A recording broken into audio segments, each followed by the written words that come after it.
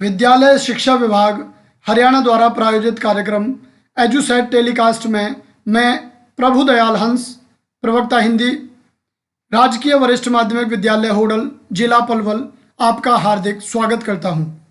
आज की प्रस्तुति कक्षा 8वीं हिंदी की पाठ्य पुस्तक वसंत भाग 3 में संकलित कबीर की साखियां।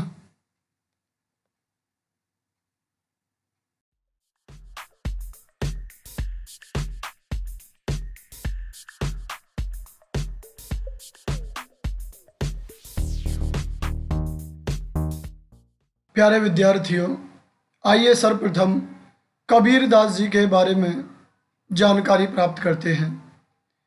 भक्ति काल के प्रसिद्ध कवि कबीर दास जी का जन्म 1398 ईस्वी में उत्तर प्रदेश वाराणसी के पास लहरतारा नामक स्थान पर हुआ। इनका पालन पोषण नीरू और नीमा नामक जुलाहा दंपत्ति ने किया। कबीर के साक्षर होने का कोई प्रमाण नहीं मिलता। वे स्वयं स्वीकारते हैं कि मस कागज छुओ नहीं, कलम गही नहीं हाथ, अर्थात उन्होंने कभी कागज कलम स्याही को हाथ नहीं लगाया। उन्होंने कभी पढ़ाई लिखाई नहीं की। गुरु रामानंद से आपने आध्यात्मिक ज्ञान प्राप्त किया। देशाटन और सत्संग से जीवन के विभिन्न अनुभवों की प्राप्ति की। कबीर स्वयं को जुलाहा कहते हैं। वे सच्चे गृहस्थी थे। उनके शिष्य धर्मदास उनकी रचनाओं का संकलन करते थे। कबीर दास जी की एकमात्र पुस्तक बीजक का उल्लेख मिलता है, जिसमें उनके साखी, सबद और रामायणी संकलित हैं। कबीर दास जी अंधविश्वास, भेदभाव और जाति पाति के घोर विरोधी थे। कबीर जी के बारे में एक बड़ी महत्वपूर्ण बात यह भी है कि उनके शिष्यों में हिंदू और मुस्लिम दोनों ही धर्मों के लोग थे। वे आचरण की पवित्रता और गुरु के महत्व पर बल देते थे। उनका निधन 1518 ईस्वी में मगहर नामक स्थान पर हुआ। कबीर दास जी के जीवन परिचय के बाद आइए पढ़ते हैं कबीर की साखियां। जाति ना पूछो साधु की, पूछ लीजिए ज्ञान। मोल करो तरवार का, पड़ा रहन दो बयान। कबीरा पड़ा रहन दो बयान। प्यारे विद्यार्थियों, साखी साक्षी शब्द से बना है। साक्षी का तद्भव साखी, जिसका अर्थ होता है गवाह। कबीर दास जी की ये जो पंक्तियां हैं जिन्हें साखी कहा गया है, ये असलियत में दोहा छंद में लिखी गई हैं।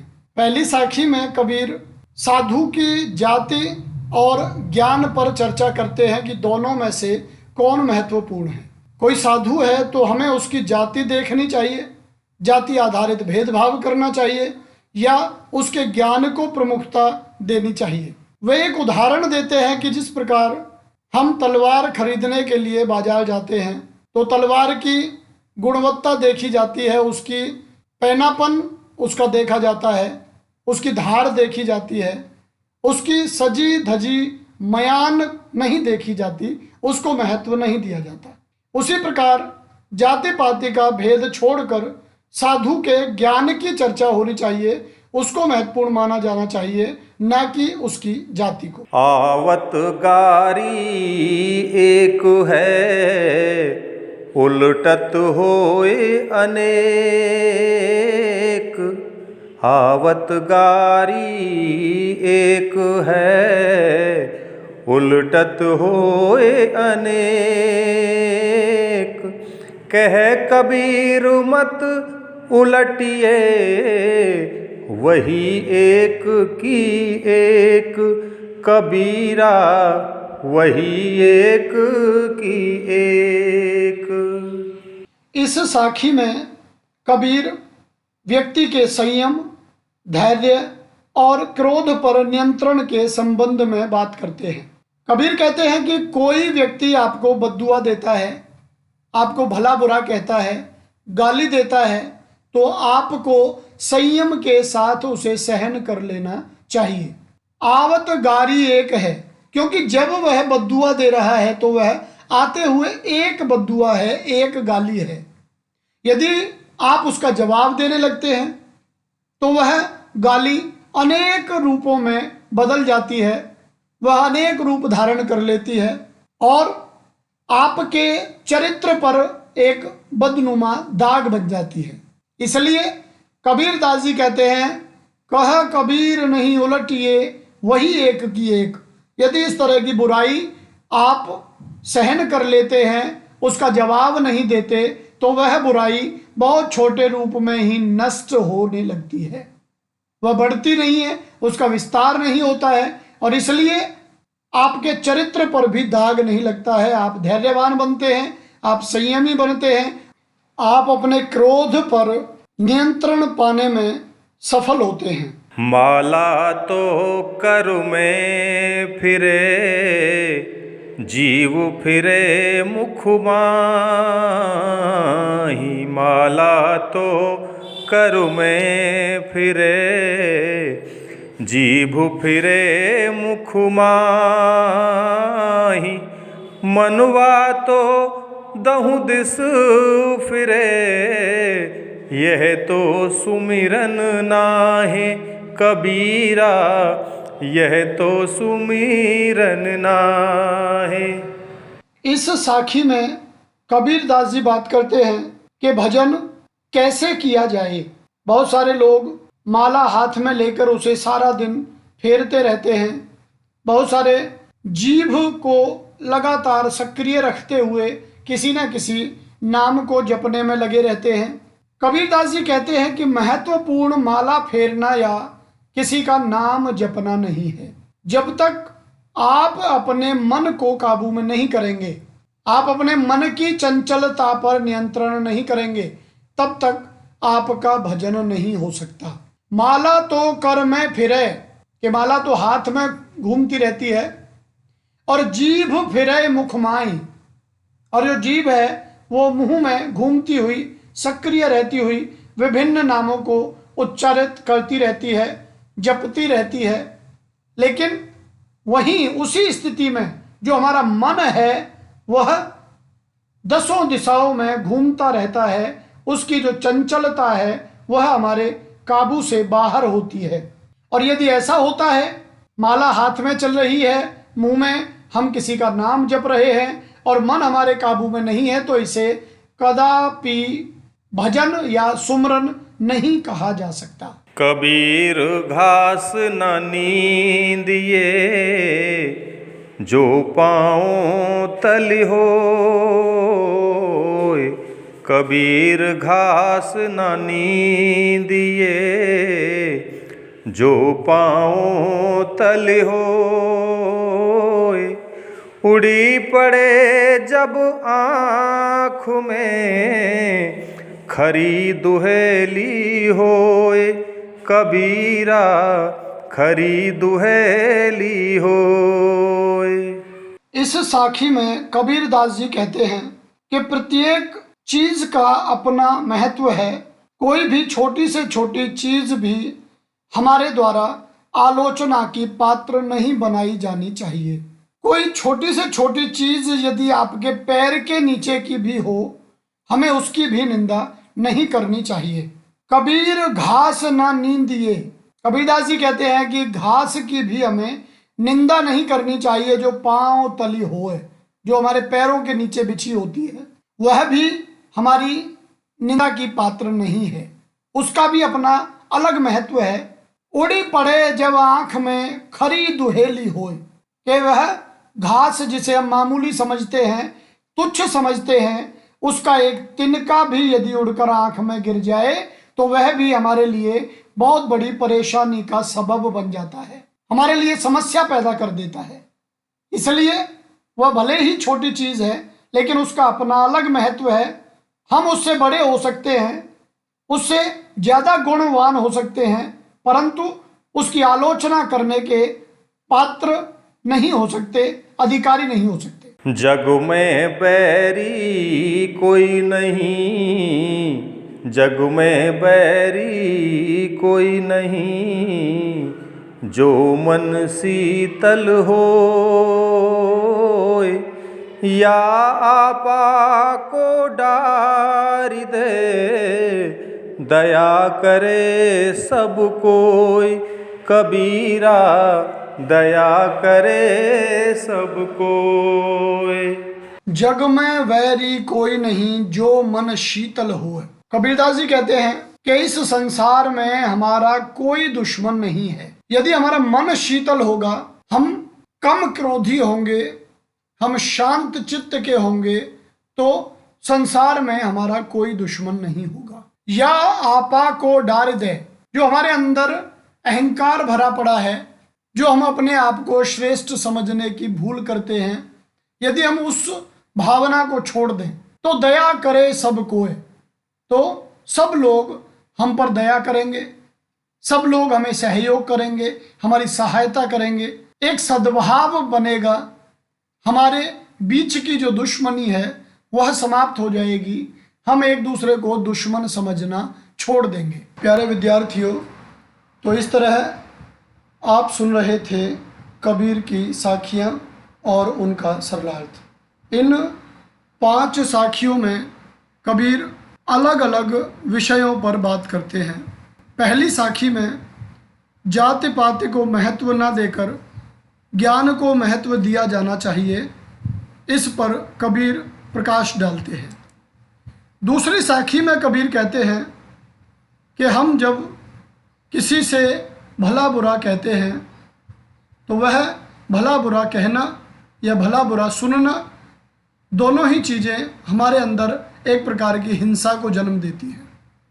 यदि आप किसी दूसरे के द्वारा कही गई बुराई को, कहे गए अपशब्दों को महत्व नहीं देते हैं तो वह बुराई बढ़ती नहीं है। इसलिए व्यक्ति को संयमी होना चाहिए, क्रोध पर नियंत्रण करने वाला होना चाहिए।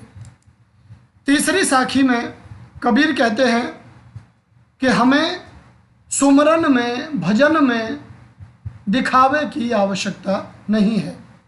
हम भले ही माला फेरते हैं, राम नाम जपते रहें, लेकिन यदि मन हमारा नियंत्रण में नहीं है तो ये सब बेकार की चीज़ें हैं, व्यर्थ के दिखावे हैं। चौथी साखी में कबीर कहते हैं कि छोटी से छोटी चीज़ का भी अपना एक महत्व है। यदि हम उसके महत्व को देखते हुए उसे आदर सम्मान नहीं देते तो एक अवसर ऐसा आता है जब वह छोटी से छोटी चीज़ हमारे लिए बड़ी से बड़ी मुसीबत बन जाती है। पांचवी साखी में कबीर कहते हैं कि जग में वैरी कोई नहीं, कि इस संसार में आपका कोई दुश्मन नहीं है। यदि आपने अपने अहंकार को गला दिया है, समाप्त कर दिया है, हमारी सारी मुसीबतों की जड़ हमारा अहंकार है। इसलिए कबीर कहते हैं कि अपने अहंकार को समाप्त कर दें तो सब लोग आप पर दया करेंगे, सब लोग आपके हितैषी होंगे, कोई आपका दुश्मन नहीं होगा। इन 5 साखियों में कबीर हमारे आचार, व्यवहार और जीवन से जुड़ी हुई बातें कहते हैं। उनका प्रयास रहता है कि उनकी साखियाँ व्यक्ति के जीवन को, उसके आचरण को, उसके आचार व्यवहार को श्रेष्ठ रूप में समाज के सामने प्रस्तुत करें। आइए अब इससे जुड़े हुए कुछ प्रश्नों को देखते हैं ताकि इन साखियों को और इनके भाव को समझने में हमें और आसानी होगी। पाठ से पहला प्रश्न, तलवार का महत्व होता है, म्यान का नहीं। उक्त उदाहरण से कबीर क्या कहना चाहते हैं, स्पष्ट कीजिए। दूसरा प्रश्न, पाठ की तीसरी साखी जिसकी एक पंक्ति है, मनवा तो दहु दिस फिरे, यह तो सुमरन नाही के द्वारा कबीर क्या कहना चाहते हैं। तीसरा प्रश्न, कबीर घास की निंदा करने से क्यों मना करते हैं, पढ़े हुए दोहे के आधार पर स्पष्ट कीजिए। चौथा प्रश्न, मनुष्य के व्यवहार में ही दूसरों को विरोधी बना लेने वाले दोष होते हैं, यह भावार्थ किस दोहे से व्यक्त होता है। तो पाठ से जो ये 4 प्रश्न दिए गए हैं, इन चारों प्रश्नों को हम साखियों का सरलार्थ करते समय स्पष्ट कर चुके हैं। अब आपको उन्हें सुनकर दोबारा से अपने ध्यान में लाना है और अपनी नोटबुक पर नोट करना है। अगले प्रश्नों की ओर बढ़ते हैं। पाठ से आगे पहला प्रश्न है, या आपा को डार दे दया करे सबको, ऐसी वाणी बोलिए मन का आपा खोए। इन दोनों पंक्तियों में आपा को छोड़ देने या खो देने की बात की गई है। आपा किस अर्थ में प्रयुक्त हुआ है? क्या आपा स्वार्थ के निकट का अर्थ देता है या घमंड का? तो यहां पाठ से आगे में जो पहला प्रश्न है वह बात करता है कि आपा जो शब्द है वो 2 साखियों में आया है। उन दोनों में वह किस अर्थ में प्रयुक्त किया गया है? तो आपा का अर्थ क्या है? आपा क्या स्वार्थ के निकट का अर्थ देता है या घमंड के निकट का? यह आपको तय करना है। इस पर अपना विचार रखिए, सोचिए और उसके बाद इसे अपनी नोटबुक में लिखिए। दूसरा प्रश्न है, आपके विचार में आपा और आत्मविश्वास में तथा आपा और उत्साह में क्या कोई अंतर हो सकता है? स्पष्ट करें। आपा और आत्मविश्वास दोनों क्या एक ही चीज हैं या दोनों में अंतर है? उसी प्रकार आपा और उत्साह में भी क्या कोई अंतर है? दोनों पर विचार करना है और उनके अंतर को स्पष्ट करते हुए अपनी नोटबुक में लिखना है। तीसरे प्रश्न की ओर चलते हैं। सभी मनुष्य एक ही प्रकार से देखते सुनते हैं पर एक समान विचार नहीं रखते। सभी अपनी अपनी मनोवृत्तियों के अनुसार कार्य करते हैं। पाठ में आई कबीर की किस साखी से उपर्युक्त पंक्तियों के भाव मिलते हैं? एक समान होने के लिए आवश्यक क्या है? लिखिए। तो ये प्रश्न बात करता है कि किसी साखी में यह बात कही गई है कि मनुष्य एक ही प्रकार से देखते सुनते हैं पर उनके विचार जो हैं वो समान नहीं होते। वे सभी अपने अपने मानसिकता के अनुसार कार्य करते हैं। तो उस साखी को चुनना है जिसमें यह बात कही गई है और एक समान होने के लिए आवश्यक क्या है। यदि सभी को एक समान कर दिया जाए तो उसमें किस चीज का महत्वपूर्ण योगदान रहता है, इस बारे में भी अपनी नोटबुक में लिखिए। चौथा प्रश्न है, कबीर के दोहों को साखी क्यों कहा जाता है? ज्ञात कीजिए। कबीर के दोहों को साखी क्यों कहा जाता है? तो इस पर आप विचार करिए। पहले ही हम आपको बता भी चुके हैं, साखी का अर्थ होता है साक्षी। साक्षी यानी गवाह। तो कबीर इन दोहों को साखी क्यों कहते हैं, गवाह क्यों कहते हैं?